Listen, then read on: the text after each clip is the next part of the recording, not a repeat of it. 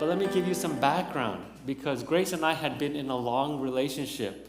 Before that, we met as teenagers, and for both of us, we were each other's first serious relationship. But we dated for 11 years. So that was a fairly long time. By the time we made it to the altar and were saying our vows to each other, it's not as if that was the beginning of our relationship. We knew each other. We had already entered into a kind of relationship with each other already. And by the time we were standing there at the altar with all our friends and family gathered around us, it was a moment that was full of gravity and significance. But we could look back on our history. We'd been through lots of ups and downs, lots of events and seasons in our life already together.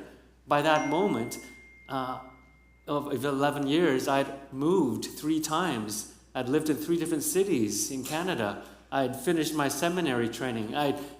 This change in my vocation, change in my direction, felt a call to pastoral ministry. I was beginning, I had a sense of call to my first church at that time. Grace had moved internationally and was teaching overseas. She'd settled in an international school and had established a new community, new friendships, and was growing in her own career as well, her own sense of vocational calling before moving back to Vancouver. So there was a sense of history as God was bringing us together to be married. And then there was a sense of the future, right? Of our life together. We had this opportunity to build this little house on Main Street close to the community. And I was starting at New Life. Grace was starting at a new Christian school in Vancouver. And of course, our lives together as a married couple, this sense of the future lay before us. Well, the book of Deuteronomy is a little bit like that, but multiplied manyfold. Because it's not just at a personal level, not just between 2 people, but between a nation and God. There's this moment in time where there would be no more turning back. They're about to enter the promised land. They're about to seal the deal, this covenant that God has initiated with them. It's not the beginning of the relationship, but this is a very important moment in Israel's life. They're about to enter into the promises that God has given them. They know now who God is. He's not new to them. He's shown them something of his character, something of his power, his ability in this world. They know who he is, and he's fulfilled some of his promises to them. He's created out of Abraham an entire nation, and he's brought them right to the edge of the promised land, the promises that he had promised to Abraham. And so Deuteronomy is kind of like that moment. They're about to enter into the promised land. In fact, many scholars know that Deuteronomy resembles an ancient treaty between nations. An ancient treaty between nations. Some kind of a contract that nations enter into together in the ancient world. And so there's this moment in time that we have that represents the whole book of Deuteronomy. So here's what I want to do today. Briefly, I want to review what we've done so far, how far we've come in terms of this series. And I think that's appropriate today because Deuteronomy begins like that. The first part of Deuteronomy is looking backwards, thinking about from Sinai, their journey to the promised land.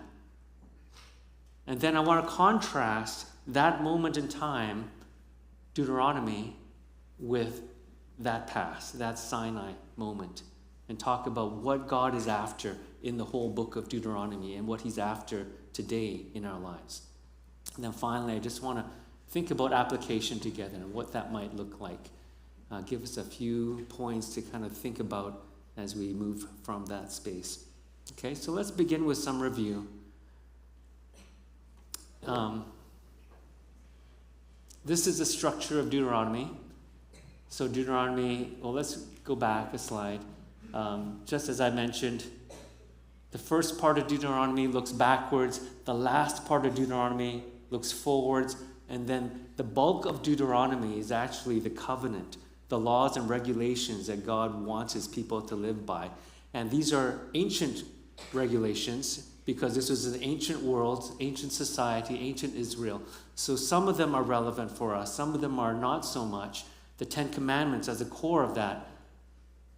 And then the central commandments is in that central part of Deuteronomy. So that's just a structure that we've been talking about. So let's review a little bit first. So we began in Genesis 1 to 11, and we call that part the primeval history. And the writer of Genesis 1 to 11 frames Israel's story against the big cosmic backdrop, the creation, the world, the creation of humankind. And he places humankind right at the pinnacle of his creation. And so, as the pinnacle of his creation, there's this great potential. He creates us, humankind, in his image, in his royal image. That we are to be like God and to carry out God's role in creation as his ambassadors. But it's also a very tragic story too, because just in the same way that we have so much potential and so much power as human beings, there's this tragedy in Genesis 1 to 11, because as much potential as we have is as far as we are able to fall.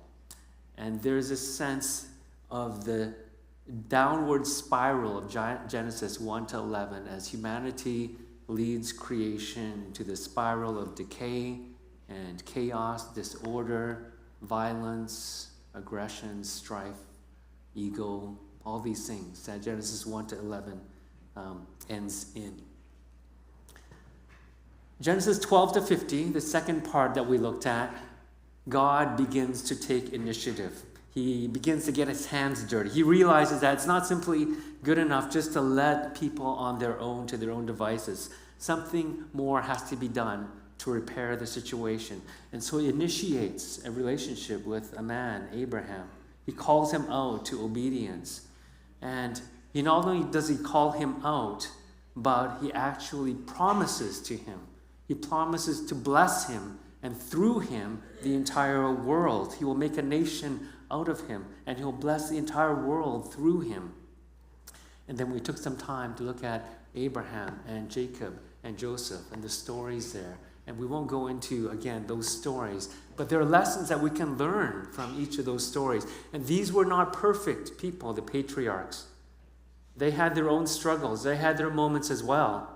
But what we see overall in this story from 12 to 50 is that God is initiating, God is reaching out, God is continuing to write his story despite the brokenness of the world.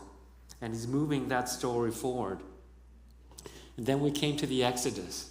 And the Exodus is full of so many good truths about life and about God, beginning with God's self-revelation. This is where God really begins to talk about who he is. Now, the patriarchs had some kind of understanding of God. Like God actually came and spoke to Abraham.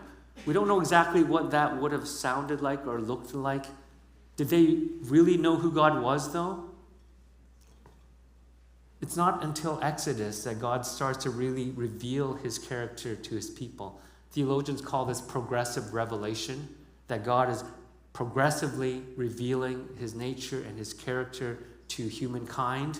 So the patriarchs, Abraham, Isaac, Jacob, Joseph, they had some kind of understanding of God. They did, of his character. But it was not until God comes to Moses and then to the Israelites and really begins to unpack, first of all, what his name is. I am that I am, or I will be that I will be. And then how he wants them to live. And he shows them his power by rescuing them. They're slaves in Egypt.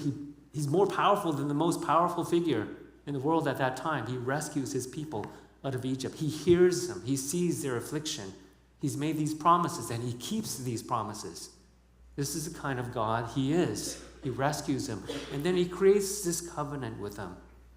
Conditional and unconditional.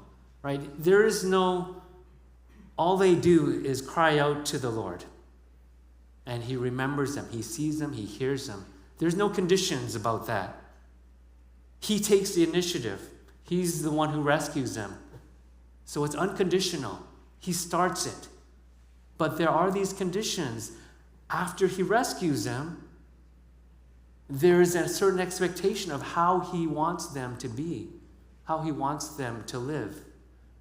That's part of this covenant that he's entering into. And then we talked about presence of God is what he's actually intending to be with his people. And we talked about idolatry as being a stumbling block, as being a hindrance to God's presence with his people. So all of that we've looked at so far and more. So we come now, there's this response that was required of his people. We come now to the edge of the promised land. They're on the cusp of a new chapter, this new stage in their relationship with Yahweh. Okay, I want to contrast now this moment in time, Deuteronomy, with Sinai.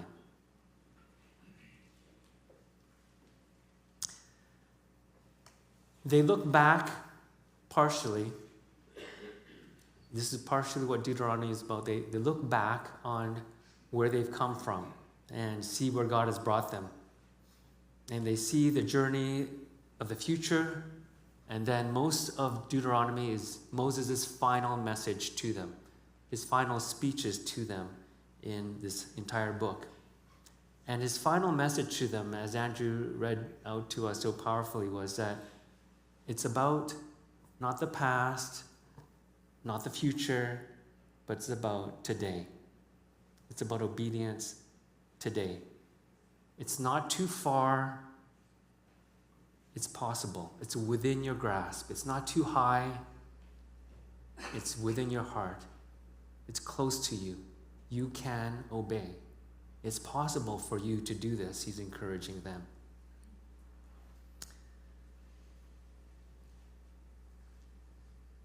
Sinai, it was a moment. It was an extended moment of God's interaction with his people in a certain way.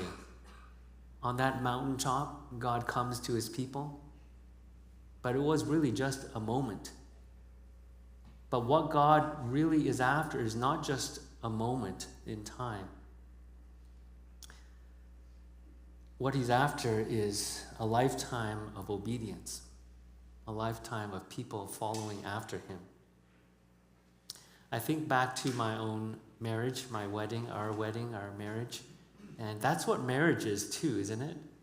I mean, as beautiful, as meaningful, as significant as one day in the moment of your marriage is, as you come together and you say your vows, and you make these promises before your entire community, as significant and as full of gravity as that moment is, that doesn't make a marriage, does it?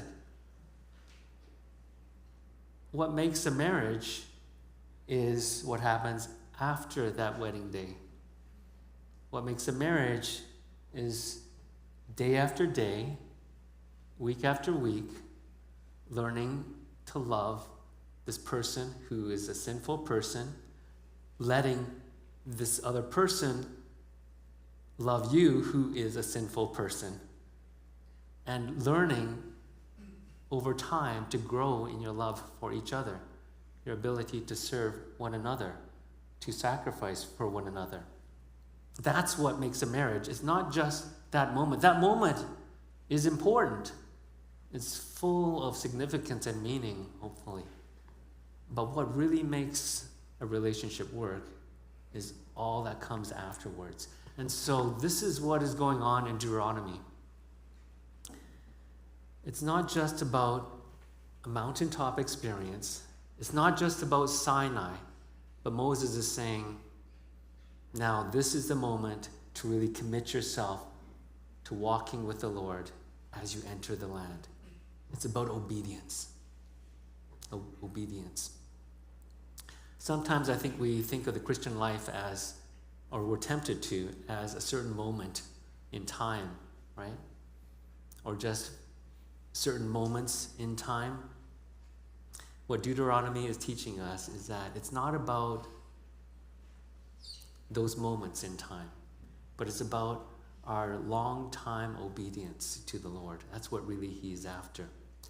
Learning to obey Him day after day, learning to give up our lives more and more every day, surrendering more and more of our hearts to Him every day, coming back to Him in obedience every day. That's what that first part of the reading from Deuteronomy 6 is getting at.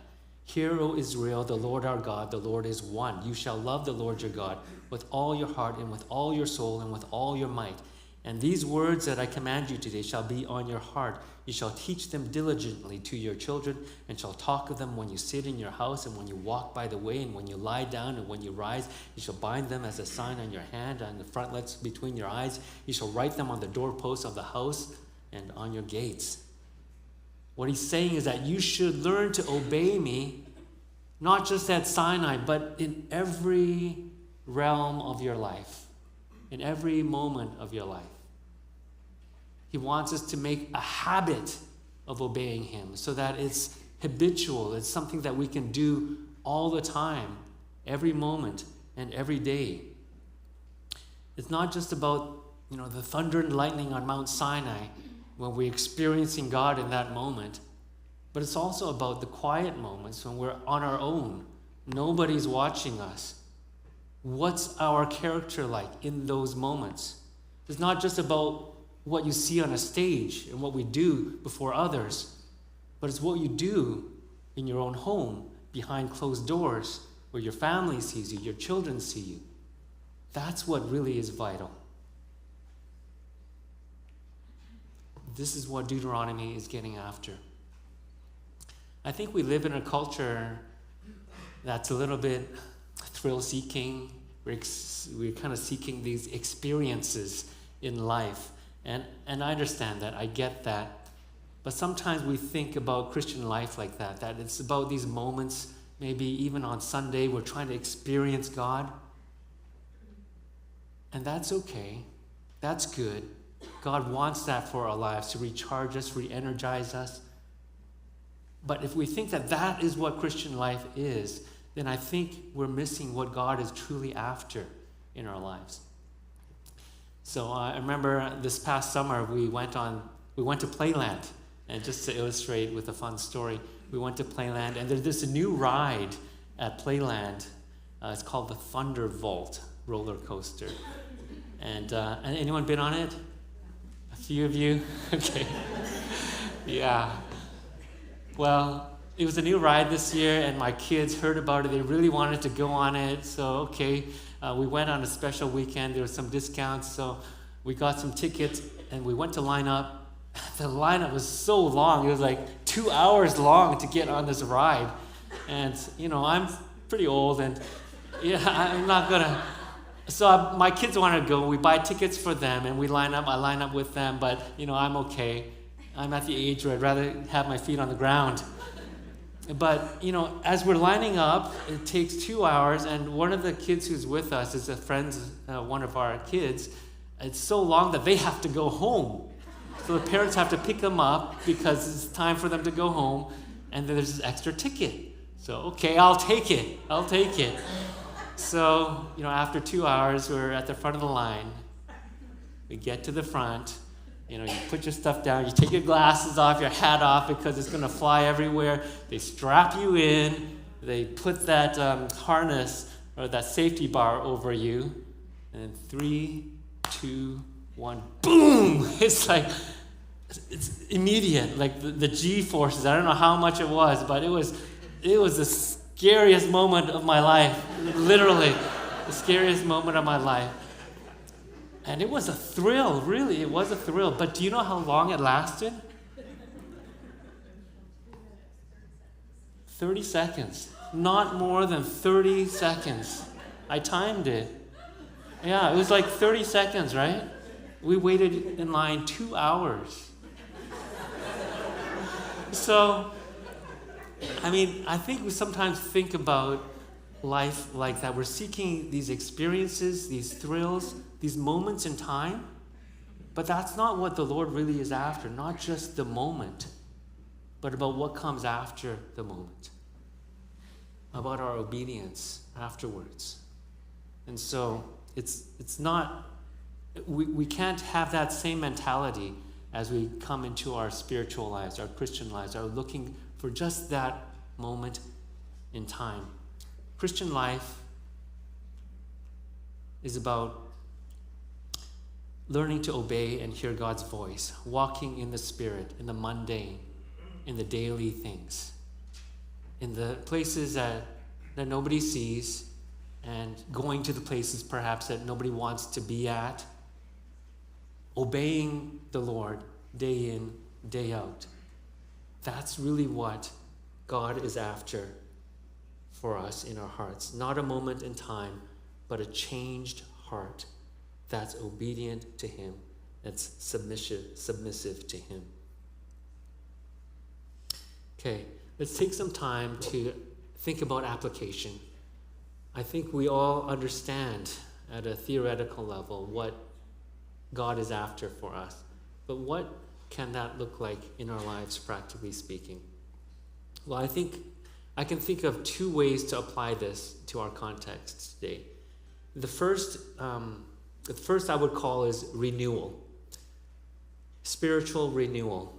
So just like Israel had come to this place where God was asking them to think about where they come from and think about where they're going. And now that moment was really significant.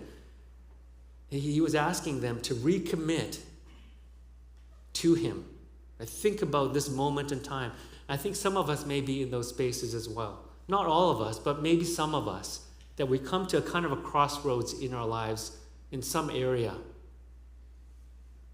And this is one way to apply this truth, is that God brings these moments to us occasionally throughout our lives. And there are opportunities for obedience. There's opportunities to really commit to Him again. To say, I understand what He wants of me. I understand who God is and what He wants of me. And Moses says to his people, you can choose life or you can choose death. But you can't just stay there forever. They can't go back to Egypt anymore. They can choose death. They can disobey the Lord. But that has consequences. Or they can choose life. And that also has consequences. And some of us may be in that season of life for us in some area. And so the encouragement is use this moment as a time for renewal. You've understood, you've known something about who God is in your life. So use this moment to make that choice. Choose life. Choose life, Moses says. Choose life. So take that time in that moment, in that season of your life, or in this area of your life, and think about how you want to commit to the Lord again. And make a plan to do it. Right? Someone says that if you fail to plan, it's like planning to fail. Don't just commit to doing it, but think about how you're going to do it, to obey the Lord in that area of your life. Okay? So first is renewal. The second I think will be different for every single one of us. The second is just to apply it in the context of our daily life somehow. So I want to pause and give you some time to reflect on this. And maybe it's at home. Maybe it's with a family member. And it's just something that you did recently, that maybe some kind of a relational thing. Maybe there's someone at your workplace that you feel like the Lord wants you to mend relationship with, or to reach out to, or something like that. But I want to pause here and give us a time to reflect, okay? Just think back in the last 24 hours, or maybe 48 hours. And then think about, what were the times that you felt the Lord asking you to do something? And what were the times when you were successful in doing that? And what were the times when you felt the Holy Spirit prompting you to do something, and then it was a struggle for you to do that, and you did something else instead. So I'm just going to pause. I'm going to give you a chance to think about. I invite you to close your eyes and have a time to reflect. Think about the last 24 hours, or maybe beyond that, the last 48 hours. You don't have to go that far back. This morning, what were you about doing? And then yesterday, go back in time, reflecting on the activities that you're about, the people that you met with, the things that you were thinking about, things that were on your heart. What are the little moments in time that you felt God asking you to engage in some activity or to do something?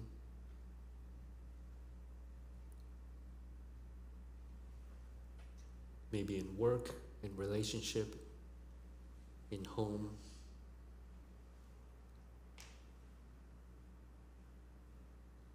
Where did you struggle to obey?